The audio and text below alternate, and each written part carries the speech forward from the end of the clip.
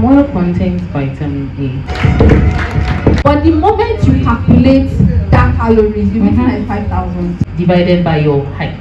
It's healthy. It's healthy, but don't let us do it too much. Let everybody bring out their phones.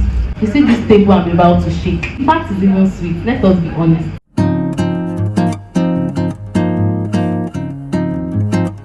Rachel to the couch.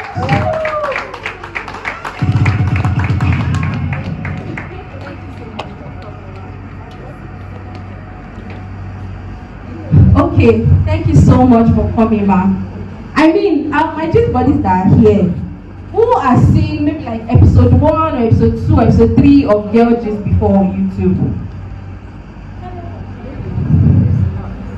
Okay. So there's a way we do it on YouTube that I'm going to sit down with the person that I'm interviewing. Please, can I get a microphone?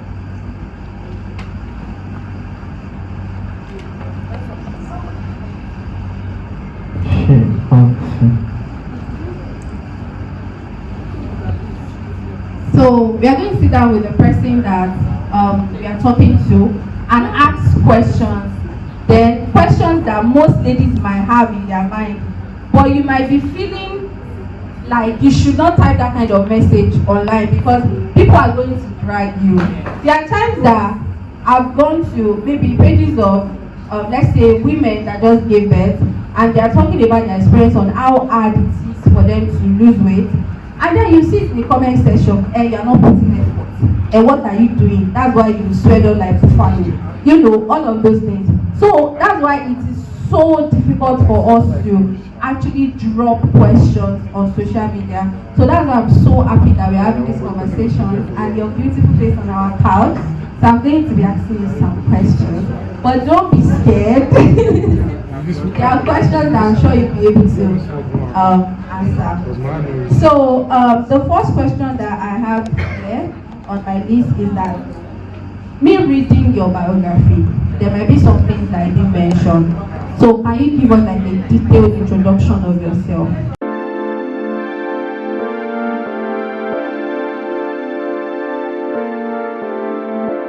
I've been in this career for over 4 years now. Moved on to working with other non-governmental NGOs.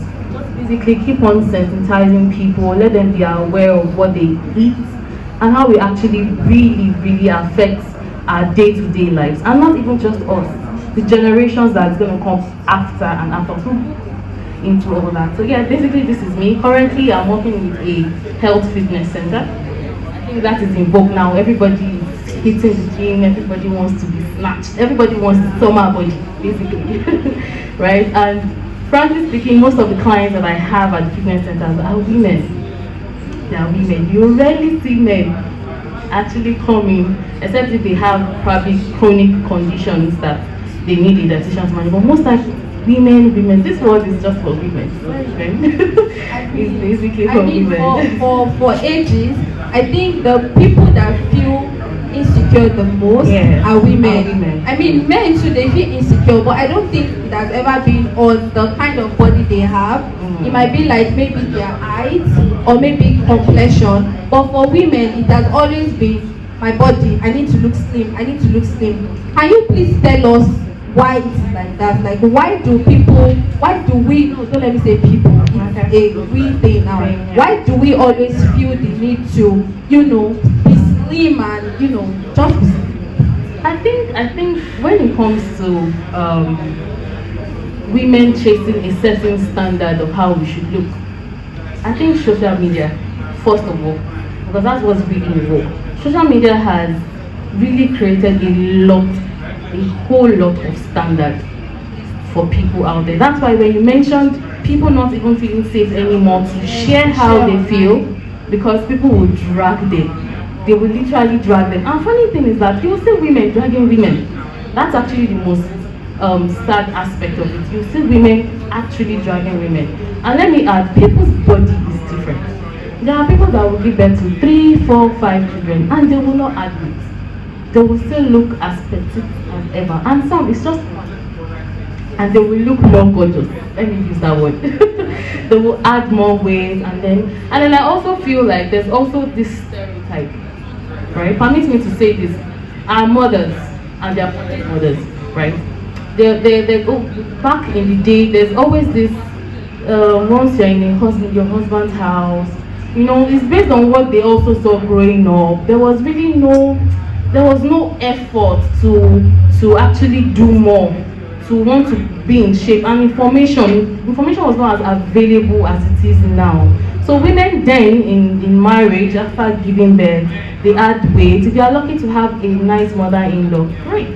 If you're not, you'll see mother-in-laws that will talk you down, tell you why did you even do CS, are you not strong, you should those little comments here, comments there. It actually affects women psychologically. That's when you start looking at your body in the mirror and you are not proud of how you look anymore. You start uploading your throwback picture of when you look slimmer, when you looked, and I always say something to women. Having children is a blessing, right? I'm not married yet, but I'm engaged, right?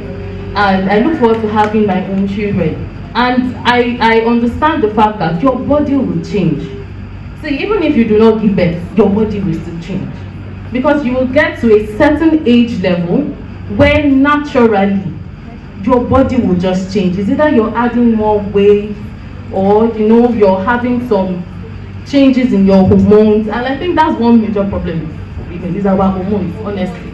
It's our hormones. Messing us up. It is always messing our skin, messing our mood. It is basically just the hormones. And I think that's the basic difference with men, right? Because the hormones in men also have hormones, but not as much as we women, right? So I always say embrace at any stage you are now, at whichever way you look now, embrace it. If you're slim, because now everybody wants to be thick. Forget the fact that everybody wants to be thick now. Yes, everybody wants to be thick. Yes. Wow. The most people that want to slim down, based on the clients that I've seen over years, are married women that have children.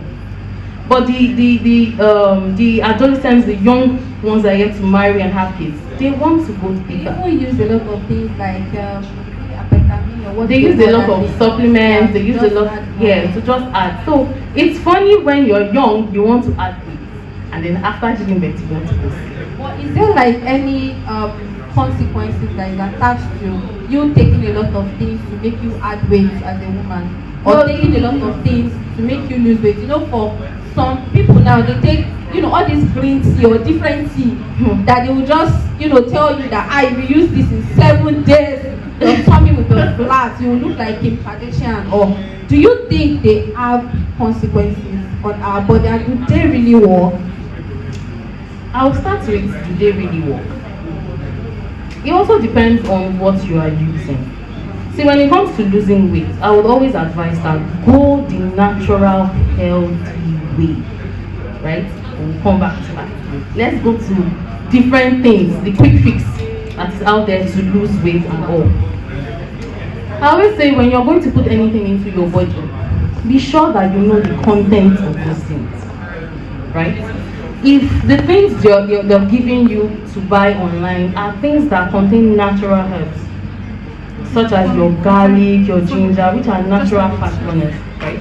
If they consist of these things, basically natural things, why not? But also put in mind that what quantity is being mixed. Because the truth is that there's nothing you will take that will make you lose weight, lose fat in 7 days. You did not acquire it in 7 days, so you cannot lose it in 7 days. That's just the honest truth, right? So first of all, know what is in those things they're giving you, right?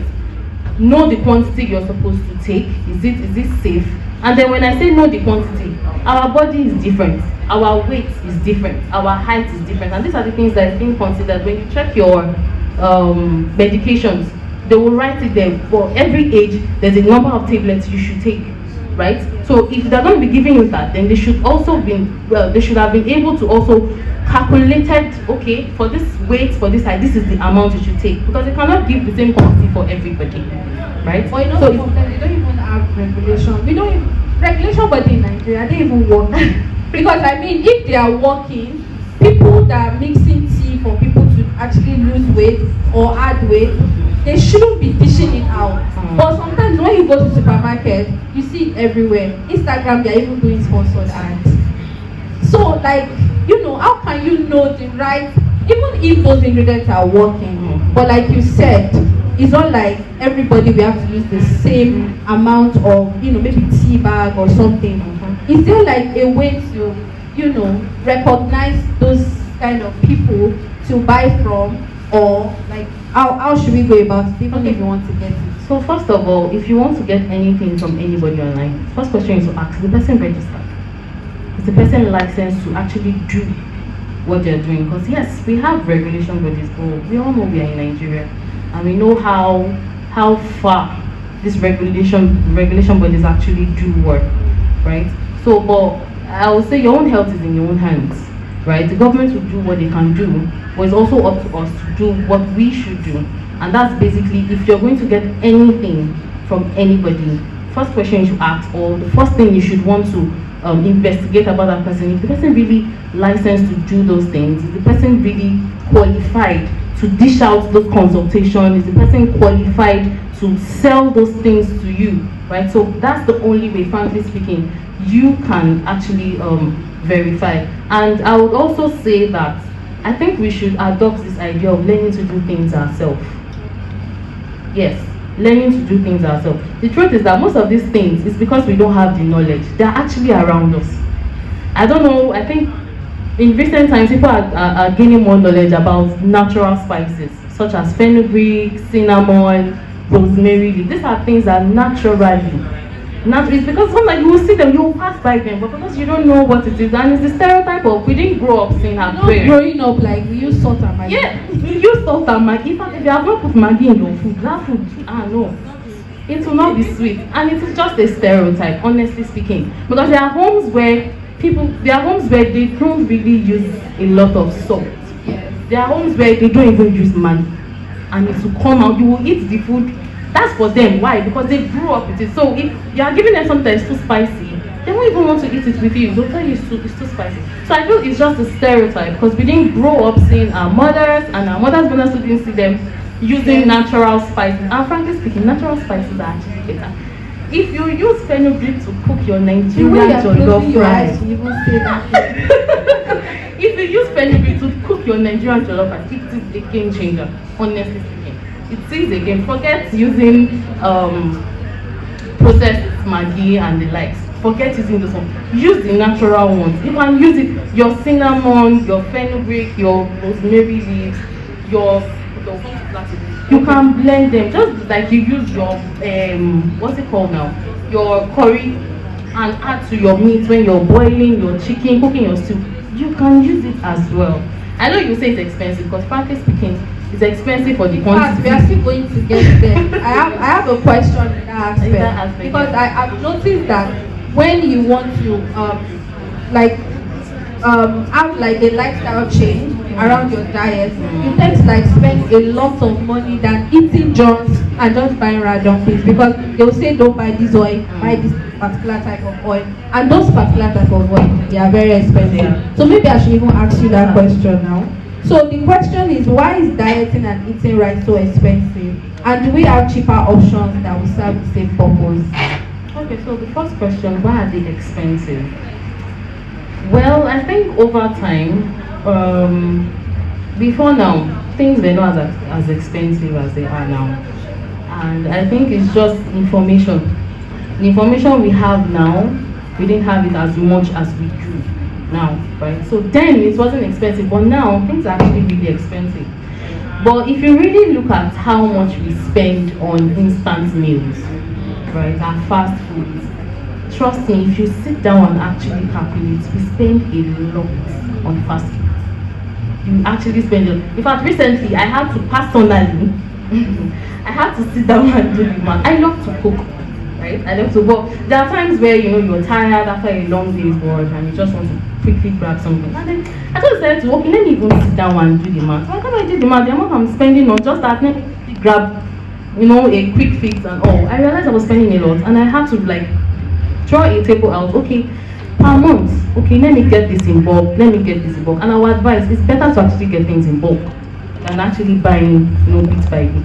Getting in bulk, I know there's a tendency of wastage, but I think with the stage where matured girls, yes, can manage ourselves properly. You can waste things, yes, you can. Yeah. You can. So our advice that you purchase things in bulk, It actually helps you to manage properly.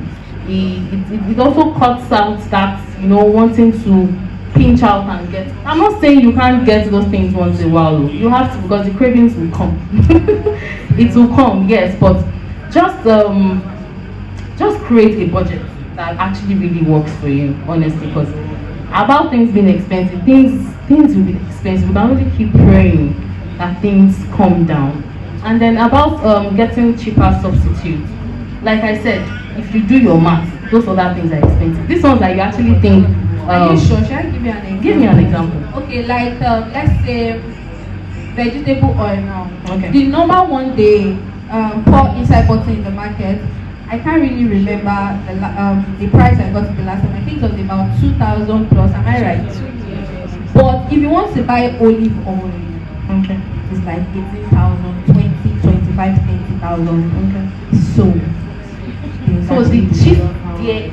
Okay. The quantity. You know when you buy that one that is expensive, will you use it anyhow?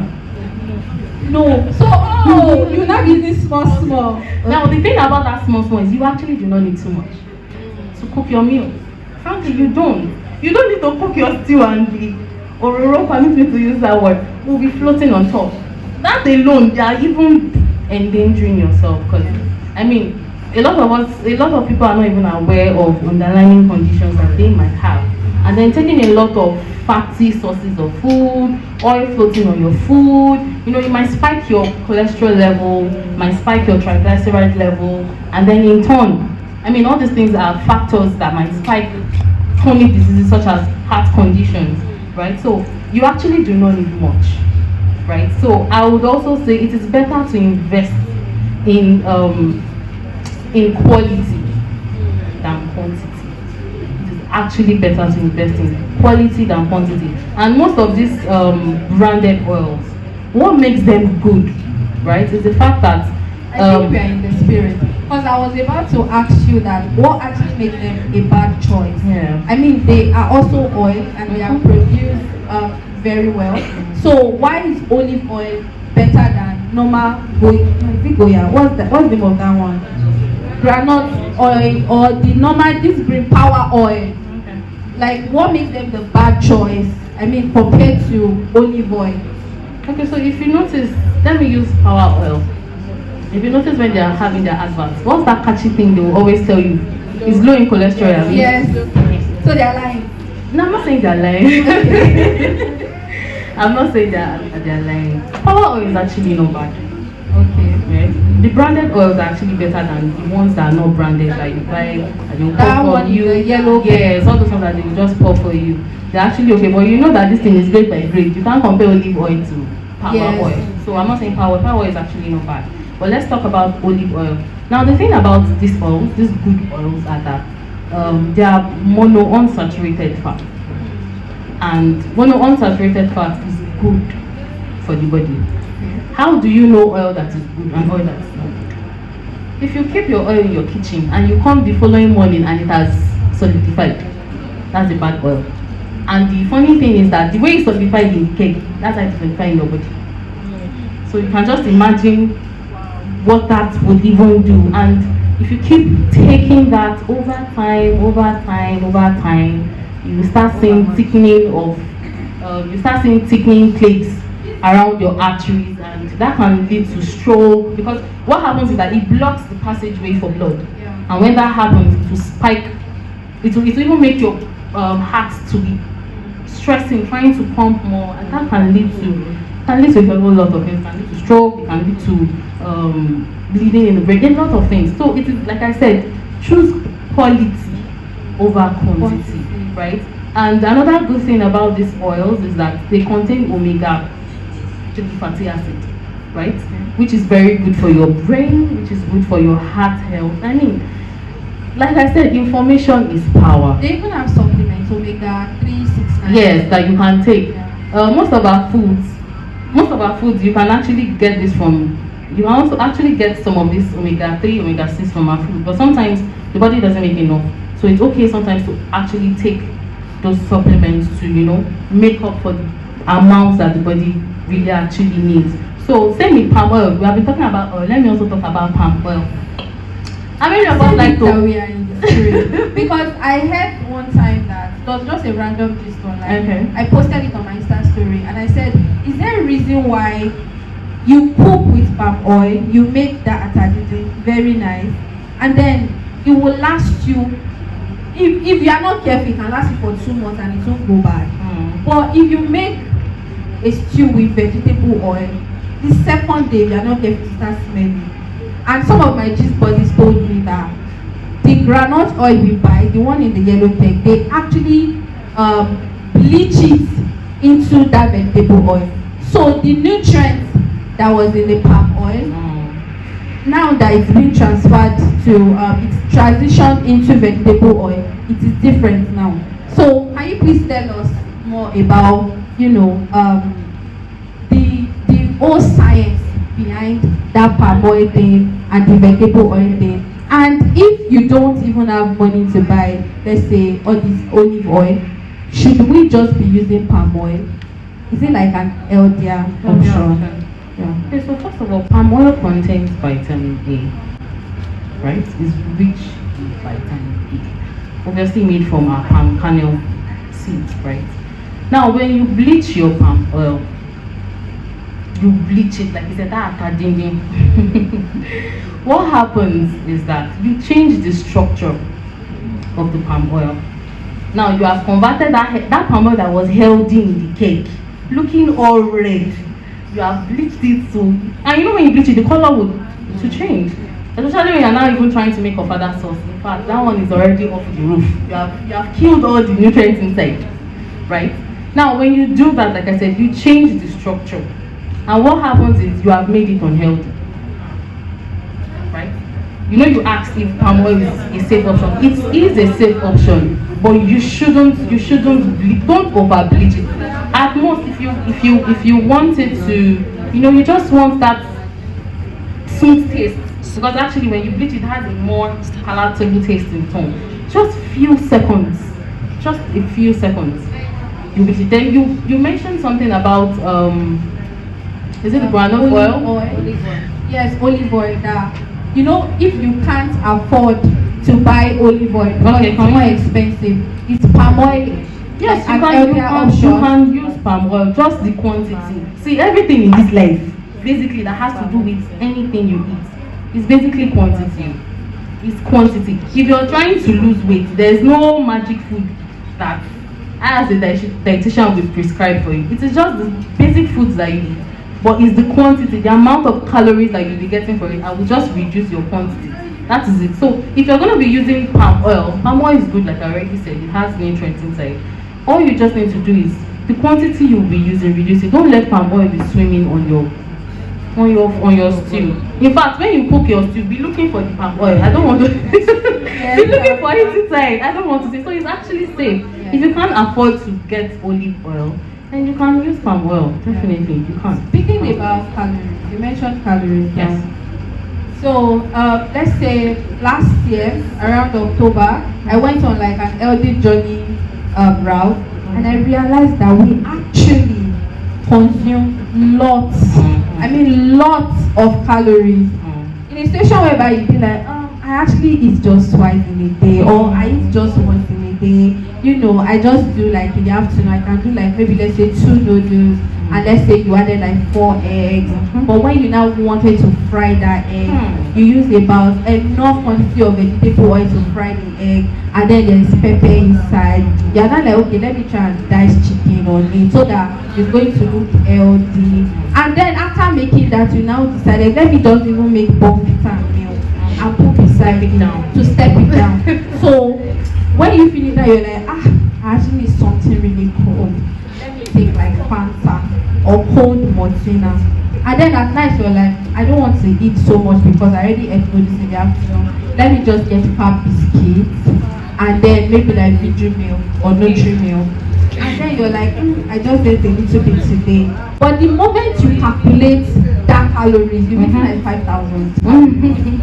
And I know that there is a particular amount of calories that your body needs in a day. So can you talk to us about that? Yeah, sure.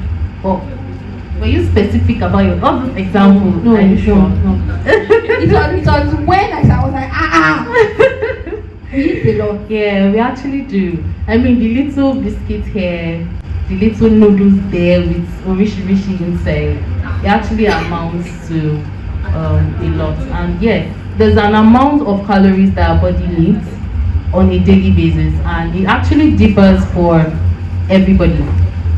And when I would, as a dietitian, if I'm going to calculate, if I'm going to be putting you on a diet plan based on whatever reason you're trying, reason you're trying to achieve, be it losing weight, probably you're diabetic, whatever situation it is, there are 3 parameters that are very important that we need to calculate the amount of calories you will get, and that's your age, your weight, your height, and also your BMI. Your activity level. Are you sedentary? Are you active? Are you always on the go?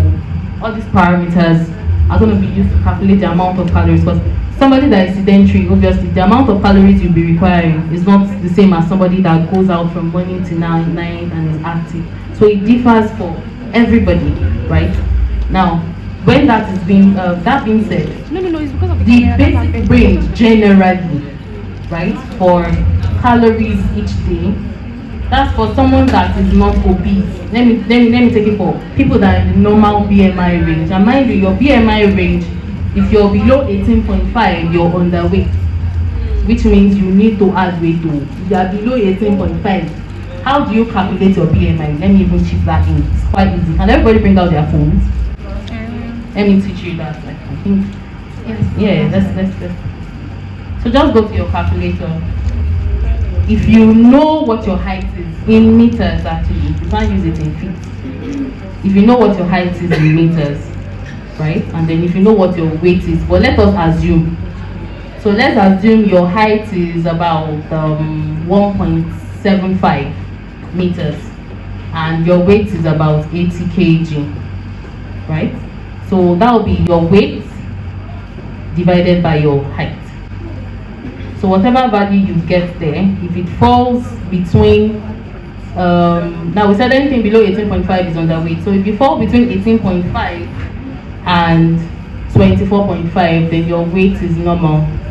So anything above that, you're obese. So if you're saying 29, you're saying 28, 30, that means you're obese, and you need to come down to the normal range. Now, so for calories required on a daily basis for people within their normal range, for someone that is active, I mean, you need about 1,800 to 2,500 for women, right? For women, so that is the range. So if you're trying to now lose weight, that's for people that are obese. We'll be cutting down your calories to about 1,500, 1,000. If it is so big, 800 calories per day. Right? But if you are trying to lose weight and you're extremely active, you'll be taking from 2,500, 3,000 thereabouts if you're trying to lose weight. So basically that's the idea that surrounds the amount of calories that you take. And then for foods that we eat that are high in calories, you see this table I'm about to shake. We are ready for this table I'm about to shake. How many of us like to eat our chicken with the skin? How many of you can eat your chicken without the skin? You can still eat it without the skin. No. So if you have to peel it off, if you're trying to lose weight, wow, or your health condition puts you in the situation where it is important that you reduce your cholesterol level, my dear, you need to remove that skin. Because that skin actually has a lot of fat. That's why it is sweet. See, fat is even sweet. Let us be honest. That's why you rather you see your assorted, your shaki, it's sweet. Why? Because that's a part of the animals where naturally our body stores fat around our organ areas, right? And the reason is because it helps to also protect the organs. So when you have a situation where you're having a lot of calories being energy and fat, at the end of it, it will be stored as fat. Once the body has used the parts that it needs, it will be stored as fat. So the body naturally stores fat around the organs. So when you have so much calorie sources, your daily calorie is a lot. you have excess fats being stored around the organs, and that can be very detrimental. Yes, that can be very, very, very, very, very detrimental. So if you're somebody that you're dealing with hypertension, you're obese, you're diabetic, or you have is present in your family history, probably your parents, your aunties, your grandparents. If you know that you are in that risk factor, you might not have it yet, but if you know that it's something that is within your family, please let us start making conscious decisions to choose healthy eating. Because you might feel like I don't have it now, but what you don't know is that eating those foods gradually, those high, yes, it is accumulating. And the truth is that many of us don't even know. I mentioned about having vital checks. Yes. It's actually very important that every 3 months go to the hospital, have your vitals checked, because it's good to prevent, but it's also good when you discover these things early. It makes it easier to actually manage it on time, unlike when it has lapsed for a very long time and has affected a whole lot, that's come with a lot of complications. So discovering it early is very, very, very important. So as much as we can, let us cut down on foods that are very high in fat. Your assorted, your shaki and the likes. Your oil, yes, we have established that your groundnut oil, your olive oil, your palm oil, they are good. But if you take them in excess quantity, they will become detrimental. Yes, they will become detrimental. Then let me also talk about carbs. Our protein, our vitamins, they are good. We all know that we need energy, and we get that basically more from carbohydrates. Yes. Your protein, they are building blocks, right? We also need them for our tissues, our cell membranes. We need them to actually function in our daily life. Same with fat. Fat is good.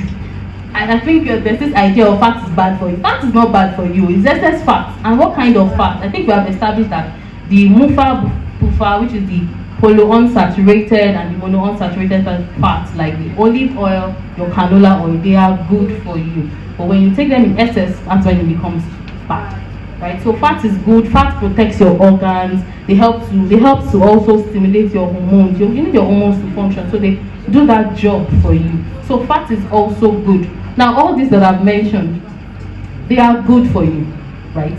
But like I said, if you are in the category where you do not have any medical condition, please let us learn to practice moderation, right? Moderation is very, very key. So don't say because I don't have any health condition, then you will now take 5 servings of rice, then two chicken laps. Don't eat it in excess.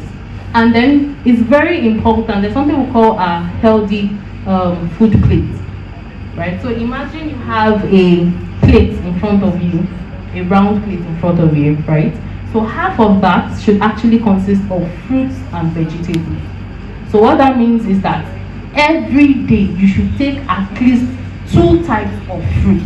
You can take it as salad, you can take it as smoothie, right? But every day, make it a conscious point of duty that today I will take fruit. Remember we talked about budgeting and planning. Yes, it's something you can also add. Okay, this month I want to get, and I don't know, everybody knows OJ Market. Yes. OJ Market. Yes, most of us know OJ Market, right? They sell fruits there and they are quite affordable. You can make your plans.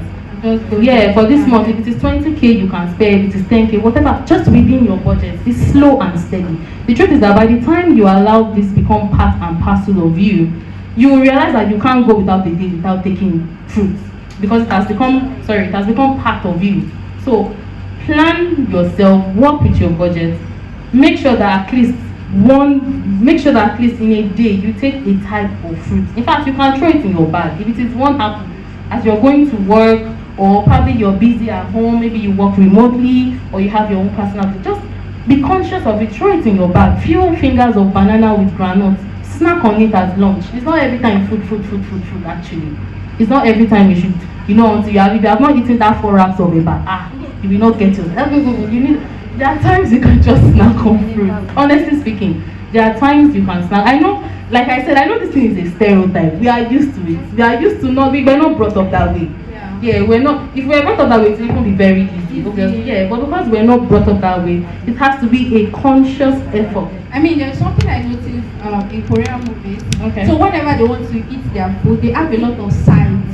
Like you will see, veggies, you will see protein, and in like a small bowl.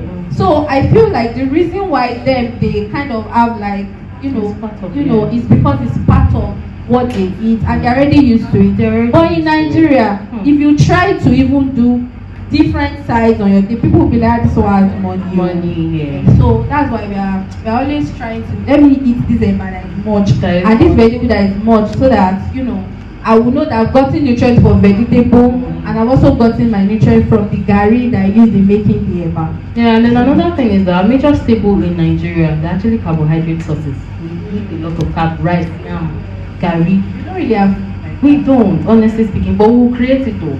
We'll create it ourselves. Because like I said, it's conscious effort. Okay, so for instance, you want to eat your rice. A lot of people are not used to eating white rice with coleslaw. They would rather eat it. It's only when you want to eat fried rice. Or jollof rice. Or jollof rice, because we are used to it. That's what that's what we grew up seeing, Christmas Day, But the truth is, you can actually mix your rice with cabbage.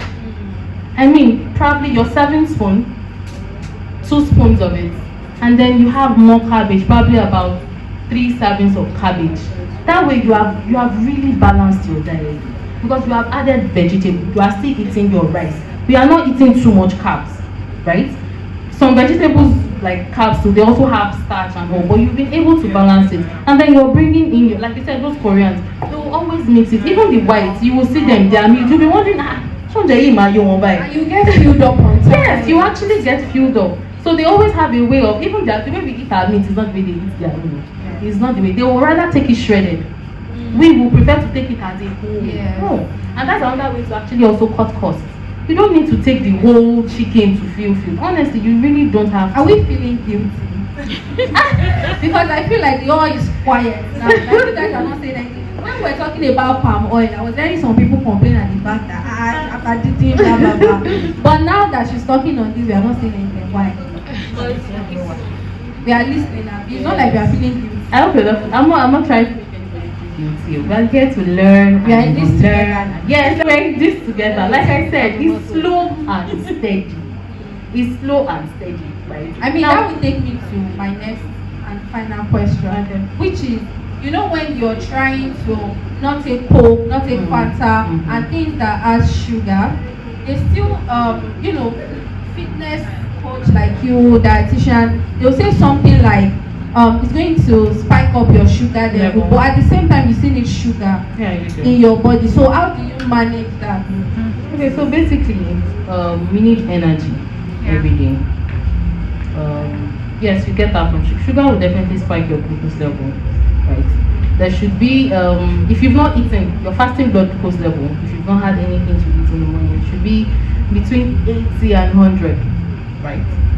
Now, if you do a glucose test and your glucose level is below that or above that, then there's a problem, right? Now that's aside. Now, normally, sugar will definitely spike your glucose level now. It will definitely spike it. So for people that are diabetic, it is very important that you stay away from food and fruits that have high glycemic index. What is that? That is the rate at which the glucose enters the blood. So for some foods, it's quite fast. When you eat it, to quickly digest it, to enter your bloodstream and spike it. Now I'm speaking for people that have that are diabetic. So it's very important that you do not take such foods. Majorly, you should take foods that have lower glycemic index, more of your vegetables, more even for carbs. If you remove sugar too. Yes, sugar. You get sugar too from fruits. It's just that the kind of sugar you get from your fruits, they are healthy. But if you take them in excess, they will spike your glucose level. With fruit? Yes, with fruits. They will still spike it. Like I said, everything is moderation. Because we have said banana, pineapple and all is good, doesn't mean we should now sit down and eat a whole bunch. Yes, in fact, and eat a whole bunch. So moderation. Even if you do not have diabetes, even if you're healthy, you do not have any health condition, moderation is very, very, very key. You do not want to take excessive healthy foods and then at the end of the day they are the ones harming you, right? You do not want to cause you do not want to take sugary foods. You don't want to take a lot of let me even talk about processed food. Let me also chip in quickly about processed foods, canned foods. See, they contain a whole lot of sugar. They contain a whole lot of saturated fat. Let us make it a point of duty to go for more healthier options. Even our tomato paste, frankly speaking, our fruit juice, most of them are not made from fruits. Let's be honest, they are not. They actually, most of them are just sweeteners, artificial. They are not made naturally from fruits. So let us imbibe the culture of, like I said, learning to do things ourselves. Like I already said, OJ Market, buy fruit, make smoothie, make natural fruit juice, blend that pineapple into juice and drink. You can mix it with coconut, you can mix it with your watermelon, right? Make your smoothies, add banana, yogurt. How can I forget? Yogurt. How many of us like yogurt here? Yogurt is very good. It's good for your gut health. Yes, it contains Greek yogurt or Greek yogurt is the best. Yes, because they told me to start taking yogurt. Okay. Very much. Because they told me to start taking yogurt, I went to buy a pack of it. You know, I bought yogurt, I bought berries, I bought what's this thing called? This roasted oats, granola. Granola, okay. I was making party in my house. People now looking for a way to lose all these fats that I have. If you see my stomach, I've packaged it inside. That's why you cannot see it. Honestly, so I feel like Greek yogurt is good because I bought it eating. I'm not loving myself. Yes. But like I said, quantity. Now because we have said it is good. So we can't even eat a lot of Greek yogurt. Yeah, you shouldn't eat too much of anything. I mean, if you want to take yogurt, if you take twice in a week, trust me, you are okay. Twice in a week? Yes, if I say you should take I was thinking like maybe like once a day.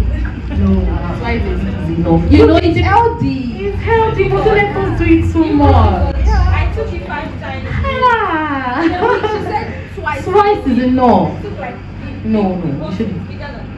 No, that's actually too much. It's too much. Let's do things in moderation. So yes, you can take yogurt, tiger nut drink. I mean, excellent. You can take it. Kunu. Recently, I learned to do kunu myself. Oh, okay.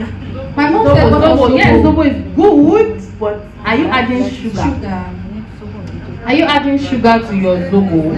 I would rather prescribe that you use pineapple to make your zobo. Not make it boil it with the back of the pineapple. Somebody said something? Said it to me. Dates, yes. Those are natural sweeteners. Raisins. Those ones that you see they put in cake. We can also put it, right? See, these things, we always think they are so hard to make, they are time consuming. The truth is that you need to invest in yourself. See, eating healthy is expensive. Hospital bills is expensive. Yes, eating unhealthy is also expensive. So you need to actually choose your expenses. You need to prioritize yourself. Nobody's going to do it for you. And I know that we all want to live long, to see our children's children. You will see online, you will see some women. I saw one woman at the age of 70. This woman is still looking so good. Yes, so good. Why? Because they prioritize their health. And the earlier we start doing that as women, the better. And let me close with this. Thank you. Whatever you eat is what you give your children to eat. Right? Whatever you eat is what you give your children to also eat. Just like what we are eating now, before we start gaining this knowledge, is what our parents gave us. So what that means is when you make a conscious decision to start choosing the right meals, you are not only helping yourself, you're helping the generations that are going to come after you. Because your children are going to eat what you eat. So if you start making that conscious change now, they will imbibe that culture and also give to their children. Thank you. All right. Thank you so much, Dr. Rachel. We really appreciate it. I mean, I've learned a lot, and I'm sure that everybody, we've learned a lot too. So if you have any question, you can just write it on a sheet of paper and give it to any ushers around you. So we are going to still come back for a panel session and then answer all the questions that you might have. Thank you so much. Really appreciate it.